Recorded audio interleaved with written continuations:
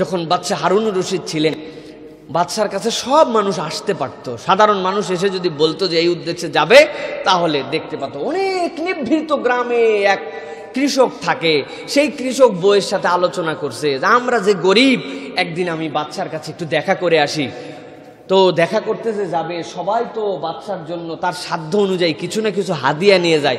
আমরা কি নিয়ে যাব? আমরা যে গরিবের গরিব। তো ওই কৃষকের বউ বুদ্ধি দিছে যে আমাদের এখানে তো একটা সুন্দর ঝর্ণা আছে, ওই ঝর্ণার থেকে আমরা কলসিতে করে পানি ধরে খাই, পানিটা কত সুস্বাদু। তুমি কিচ্ছু না, আমাদের কলসি ভর্তি যে পানি আছে এই পানি নিয়ে যাও। বাদশা কোথায় এত মিষ্টি পানি পাবে, এইটা পাইলেই বাদশা খুশি হয়ে যাবে। এখন গরিব মানুষের কলস ভিতরে যে কতদিন ধোয় না, সে তো আর জানে না।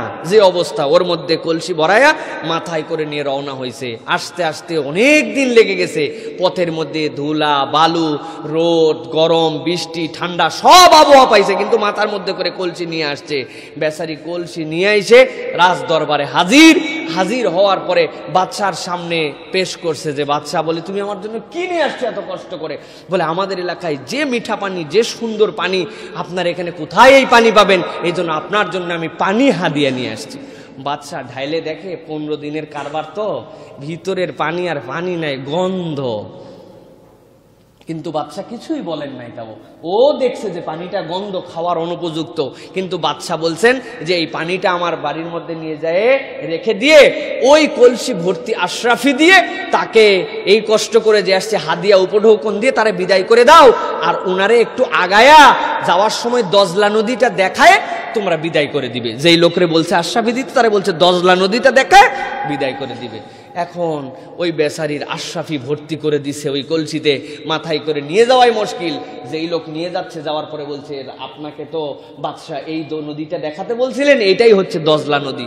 দজলা নদীর দেখে আমার মাথা খারাপ, যে সুবহানাল্লাহ, ওইখান থেকে পানি টেনে নিয়ে আসছি, এই যে পানি স্বচ্ছ, এই যে পানি দেখতে সুন্দর, তারপরে আমার এটা নিয়ে আসার কোনো মানে হয়? আবেগ আপ্লুত হয়ে ওই সাথের লোকরে জিজ্ঞাসা করছে, ভাই এইরকম পানি বাদশার পাশে আছে, আমি এত দূর থেকে পানি আনলাম, আমার পানিও গেছে গন্ধ হয়ে, তারপরেও বাদশা আমার এই আশরাফি দিল কি জন্য? আমারে তো হিসাবে কিছু পানিশমেন্ট দেওয়ার কথা। তো তখন বলছে যে, ভাই তোমারে বুঝানোর জন্য বাদশা পাঠাইছেন যে বাদশার ভান্ডারের স্বচ্ছ পানি আছে, আর তোমারে কেন এটা দিছে?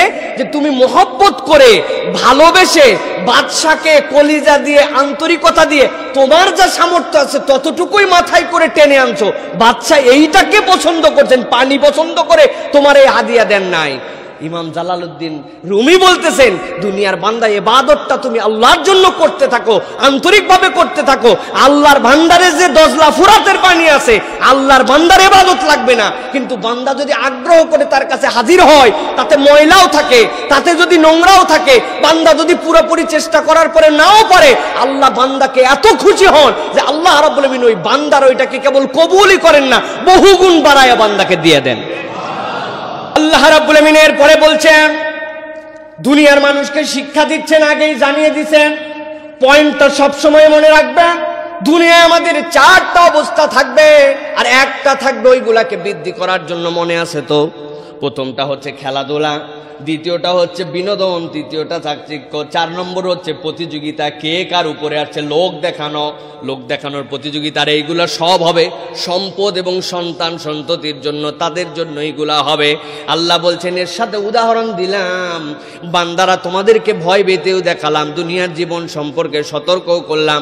এখন আল্লাহ বান্দাকে ডাক দিচ্ছেন, সাবিকু ইলা মাগফিরাতিম মির রাব্বিকুম ওয়া জান্নাতিন عرضها كعرض السماء والأرض أعدت للذين آمنوا بالله ورسله ذلك فضل الله يؤتيه من يشاء والله ذو الفضل العظيم الله رب العالمين বলছেন সাবিকু ইলা মাগফিরাতিম মির রাব্বিকুম, ও আমার বান্দারা দুনিয়ার এই জীবন তোমাকে তো জানাই দিয়ে রাখলাম বান্দা, প্রকাশ করে দিলাম দুনিয়া তোমাকে কোন কোন পয়েন্টে আকর্ষণ করতে পারে।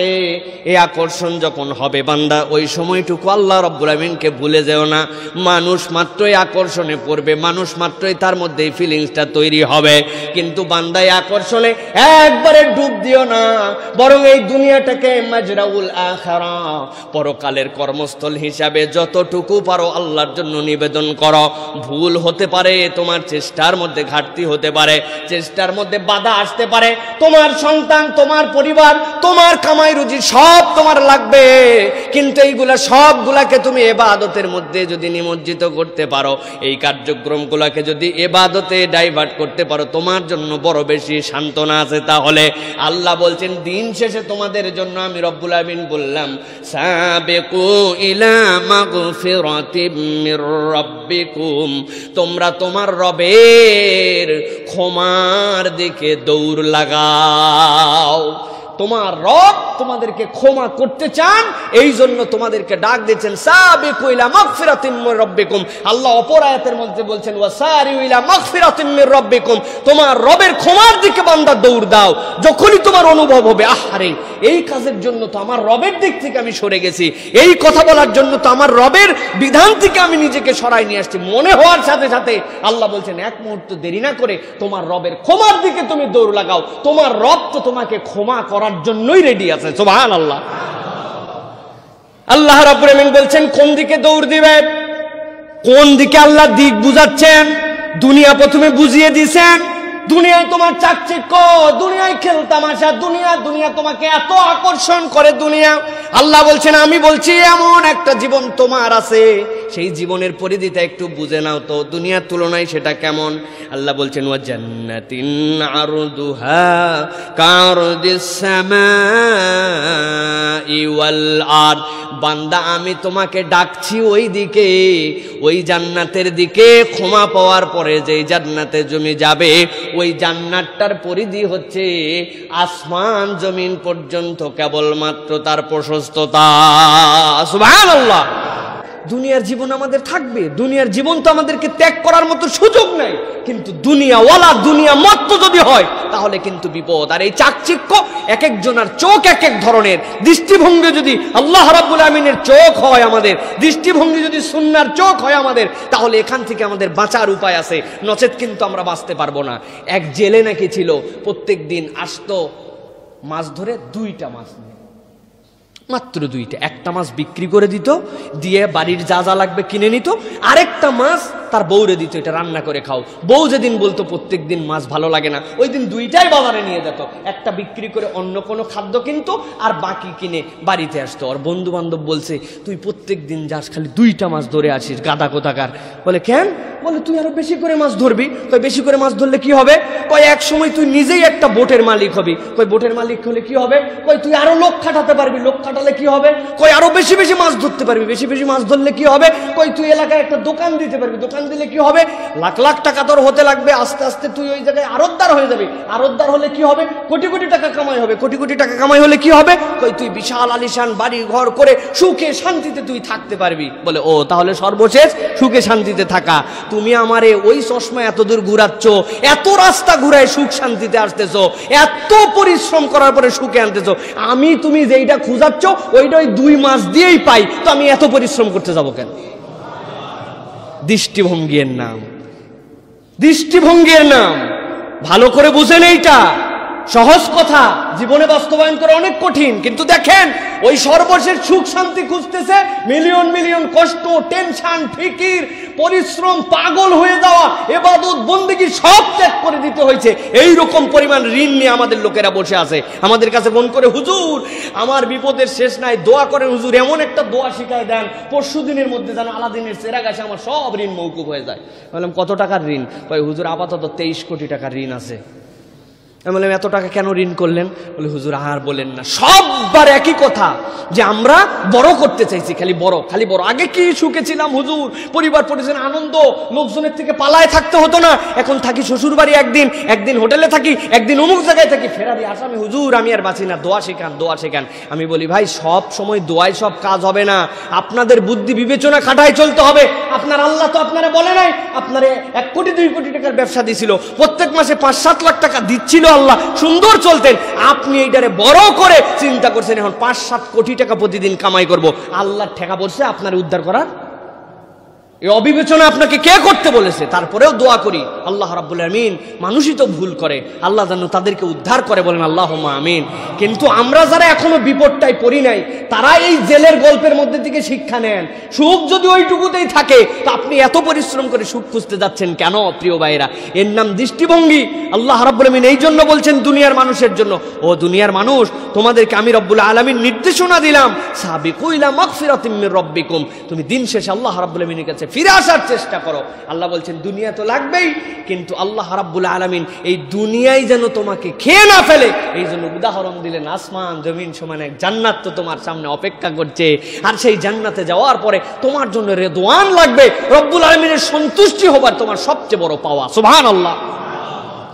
জান্নাতে যাওয়ার পরে বান্দারা যখন আল্লাহর সামনে, আল্লাহ রাব্বুল আলামিন হাদিসের মধ্যে আসছে, একদিন আল্লাহ রাব্বুল আমিন বান্দার কাছে এসে জিজ্ঞাসা করবেন, ইয়া আহলাল জান্নাহ, জান্নাতীরা জান্নাতীরা বলবে লাব্বাইক ওয়া সাদাইক ওয়াল খায়রু বিয়াদাইক ইয়া রাব্বুল আলামিন, হে আল্লাহ আমরা হাজির আছি, আমরা হাজির আছি, আর সকল ভালো মন্দ তো তোমার কাছে। আল্লাহ জান্নাতীদেরকে জিজ্ঞাসা করবেন, হাল রাদিতুম, তোমরা কি জান্নাতের মধ্যে খুশি আছো নাকি?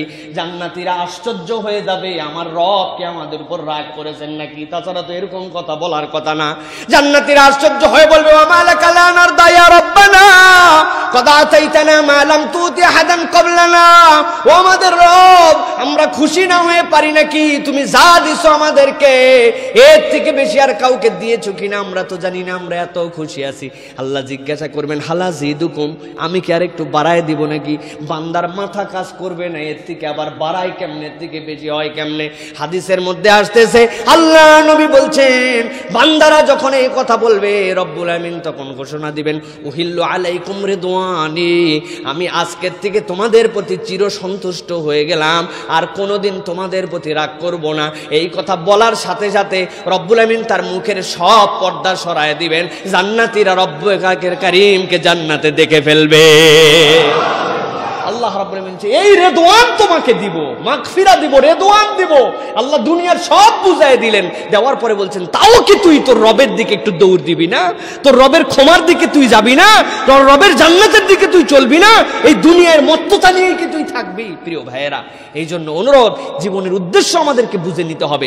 দুনিয়া ছাড়া তো জীবন চলবে না, আল্লাহ রাসূল বলেই দিয়েছেন মাজরাউল আখিরা, এটা আমার পরকালের জন্য, এটা আমার কামাইয়ের কেন্দ্র। সুতরাং দুনিয়ায় আমার সন্তান থাকবে, পরিবার থাকবে, গাড়ি থাকবে, বাড়ি থাকবে, ব্যবসা থাকবে, কিন্তু সব আল্লাহর ইবাদতের মানদণ্ডের মধ্যে যদি আমার জীবন কাটায়, তাহলে এইগুলা প্রত্যেকটাই আল্লাহর কাছে জান্নাতে যাওয়ার কারণ হবে। বলেন আল্লাহুম্মা আমিন।